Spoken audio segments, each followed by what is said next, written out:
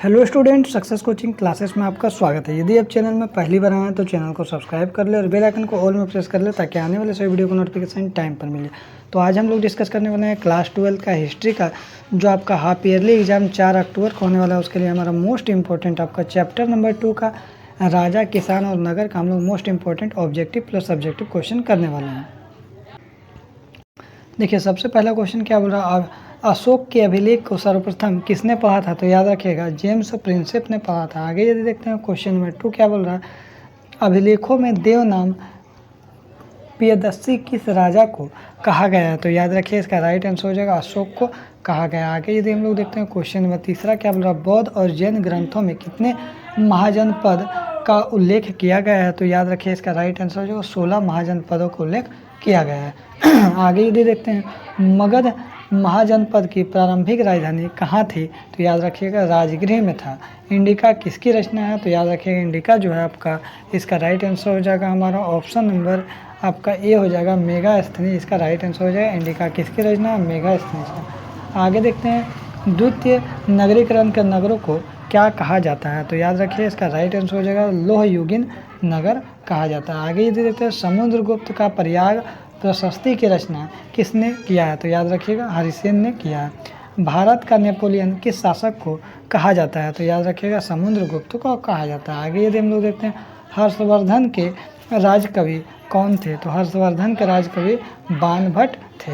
अशोक के धम्म की लिपि क्या थी? तो अशोक के धम्म की लिपि जो है वो क्या था? ब्राह्मी लिपि था। आगे यदि हम लोग देखते हैं क्वेश्चन नंबर 11 क्या होगा, फूट डालकर विजय प्राप्त करने का कार्य सर्वप्रथम किस राजा ने शुरुआत किया था? तो याद रखिएगा अजातशत्रु ने किया था। किसके अभिलेख में भूमिदान का उल्लेख मिलता है? तो किसका अभिलेख में मिलता है? तो प्रभावी गुप्त के अभिलेख में मिलता है। आगे यदि हम लोग देखते हैं क्वेश्चन नंबर 13 क्या बोल रहा है, तो क्वेश्चन नंबर हमारा 13 देखिए, प्राचीन भारत में अभिलेख की शुरुआत किस शासक ने किया था? तो अभिलेख की शुरुआत जो है आपका अशोक ने किया था। आगे यदि हम लोग देखते हैं क्वेश्चन नंबर 14 क्या बोल रहा है, तो मुद्रा राक्षस किसकी रचना है? तो याद रखिए इसका राइट आंसर हो जाएगा विशाखा दत्त की रचना।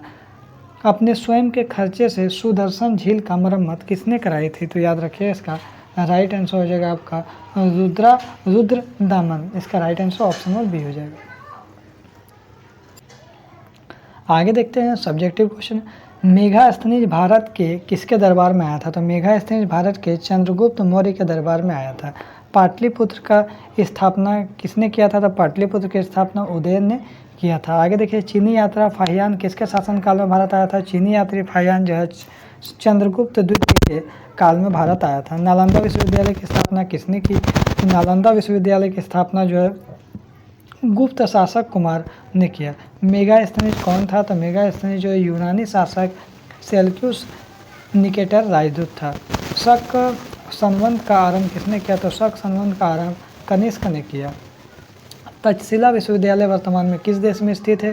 तो तक्षशिला विश्वविद्यालय वर्तमान में पाकिस्तान में स्थित है।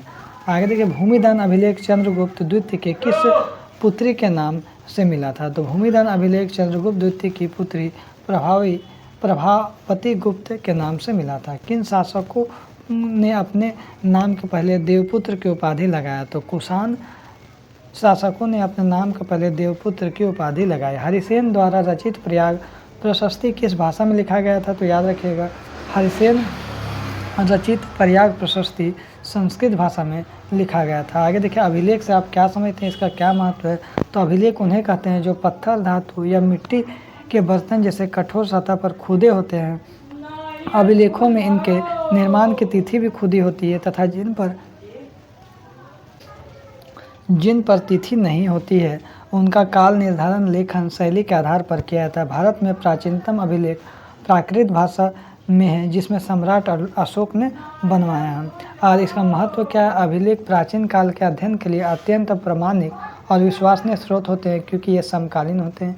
अभिलेख बनवाने वाले के अभिलेखों के से शासक के विचार, राज्य विस्तार, उपलब्धियाँ, चरित्र, जन भावना का पता चलता है। अभिलेखों से तत्कालीन धर्म, संस्कृति, रीति रिवाज की जानकारी मिलती है। अभिलेख तत्कालीन भाषा और लिपि का ज्ञान होता है। शासकों के आदेश, शत्रु विजय और नागरिक अधिकारों की जानकारी मिलती है। अभिलेखों से उस काल के समय से ज्ञान होता है। अभिलेख प्राचीन इतिहास का स्थायी प्रमाण होते हैं। अभिलेख से तत्कालीन अर्थव्यवस्था की भी जानकारी मिलती है। अभिलेख से शासक और प्रजा के बीच का संबंध भी पता चलता है। अभिलेख से कला का भी ज्ञान होता है। आगे देखिए यहाँ पर बोल रहा है महाजनपद से आप क्या समझते हैं, तो 6ठी शताब्दी में ईसा पूर्व महाजनपद आरंभिक राज्य का विकास प्रारंभ हुआ था। बौद्ध और जैन धर्म में 16 महाजनपद आपका जिक्र था, जिसमें 12 राजतंत्र और 4 गणतंत्र राज्य थे। ठीक है, तो यदि आपको वीडियो अच्छा लगे तो लाइक शेयर सब्सक्राइब जरूर करें। फिर मिलते हैं नेक्स्ट वीडियो में। Thank you so much.